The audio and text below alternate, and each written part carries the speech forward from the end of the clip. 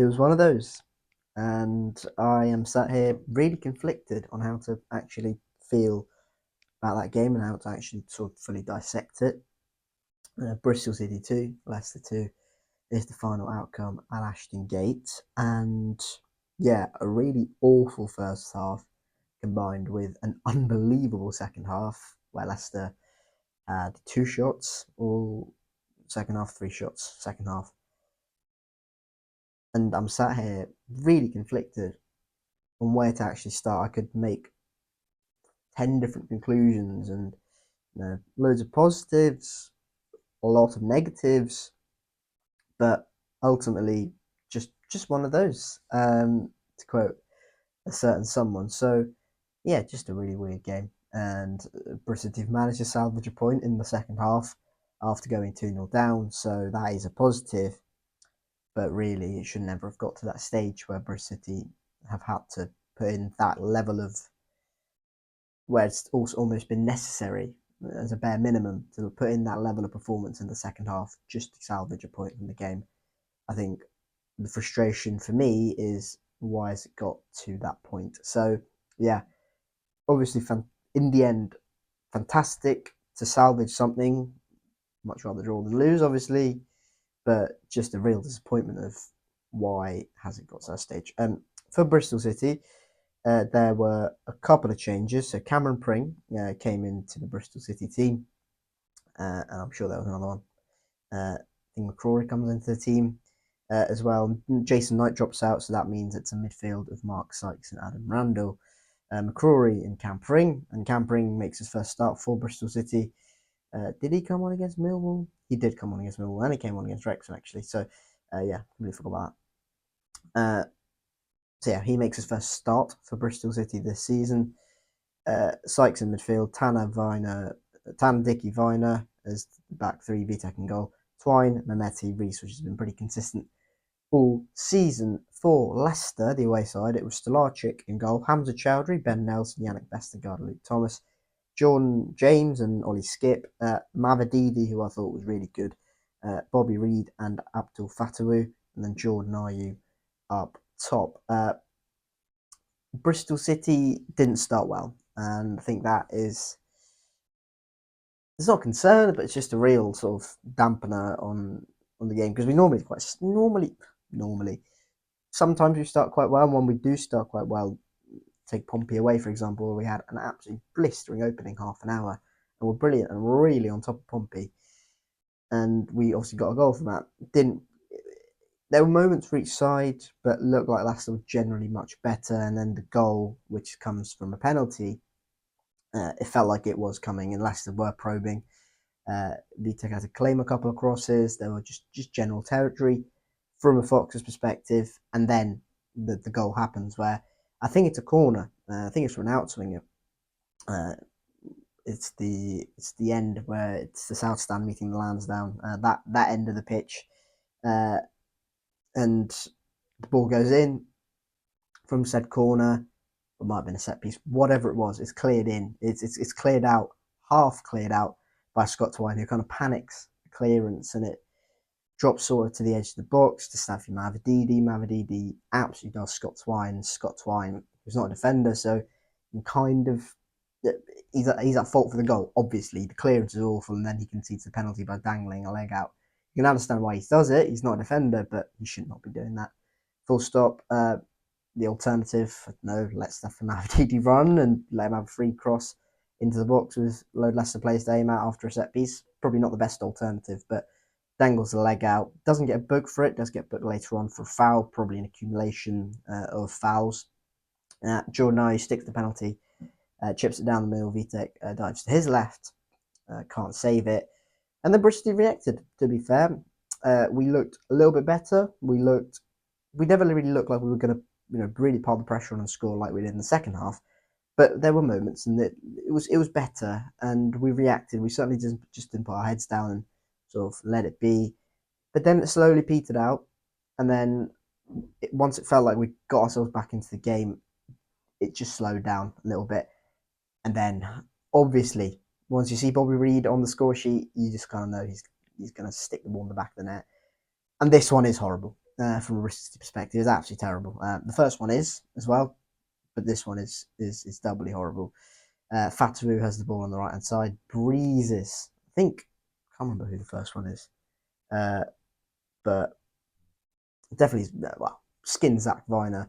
There's two Bristol City players on. It might be Mark Sykes, might be Ross McCrory. Can't quite remember. I'm afraid.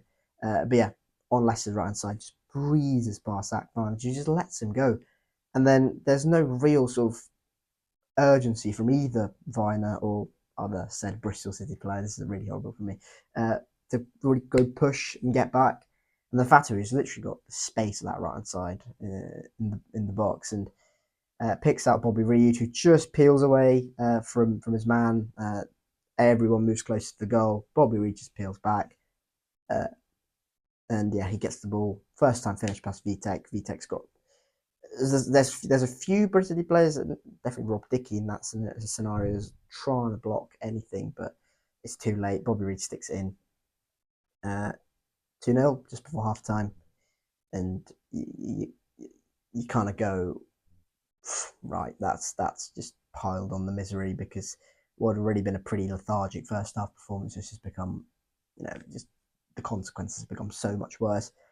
And honestly, at half time, I thought it was going to be really difficult for British to get back into the game. And yeah, I felt really, really sort of frustrated and really angry with how that first half had gone, because no urgency in possession. We didn't really look like we knew what we were doing. There was some nice patterns at points, but nowhere near good enough from a Bristol perspective. First half, absolutely terrible. And then Struber decides to change it at half time. He brings on Neto Borges for Zach Viner and Sinclair Armstrong for Scott Twine. So Armstrong and Reese. Sacrifice of Zach Viner meant that Campering initially moved into the left centre back position with alongside George Tanner and Rob Dickey. Neto Borges occupied that right wing back, left wing back position. And then I'm trying to remember what happened. It was a recent. Yeah. So Randall played with Mehmeti a little bit, but he was a little bit on his own. It was very attacking from Struber, and to be fair, wasn't many defensive sort of consequences, because Leicester didn't barely attacked second half, apart from when we scored our equaliser on 83.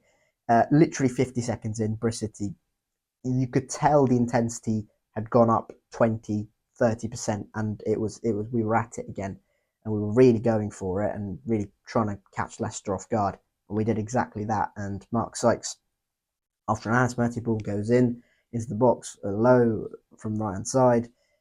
When Mehmeti's in the box himself, it's cut out by Yannick Vestergaard, and then it falls right for for Sykes, who's on rushing to maybe feed off second balls. Gets exactly that, and strokes it into the bottom corner past Stolarczyk, and then Bristol pepper the goal. Attack. Our centre backs were camped on the halfway line, but it just felt like we were having a lot of the ball. But there were obviously some big chances that Bristol went a begging. Notably one for Rob Dickey, which he hits the post from, where Rob Dickey is from a corner. Ball goes in, Dickey heads it. Sinclair Armstrong flicks it on from the header, which was directed goalwards. Hits the post, comes out to Emil Reese, and didn't look like they'd blown for offside. Just might have not done that. It might have been a different story if the ball goes in the back of the net. But I think it just hits Emil Reese, and he's literally standing on the back post and goes wide. Very have to be very fast reaction time for Emil Reese to try and navigate that one back of the net. But just chances like that where little moments don't go away. If maybe Sinclair Armstrong gets a little faint touch on it, flies into the top corner, then has to hit the bar. Stolarczyk makes a couple of really nice saves. Brissett were hammering on the door, shots from the edge of the box, crosses into the box. We did that a lot in the second half. Actually, 6 corners to Leicester's 1. 76% of the ball in the second half. 1.75 XG alone. So we were absolutely fantastic the second half. And that obviously was a large part of it a reaction to what happened in the first half, and an acknowledgement from Struber and players that nowhere near good enough. And then it just felt like, oh my god, we're never going to score here. But we did, and it was really really good actually, because cross after cross came in as I just mentioned, and then one finally from the left hand side where Ross McCrory is operating, puts it in, and then Emil Rees nods it in at the near post past Stalacic, who gets a big hand on it but can't quite keep it in.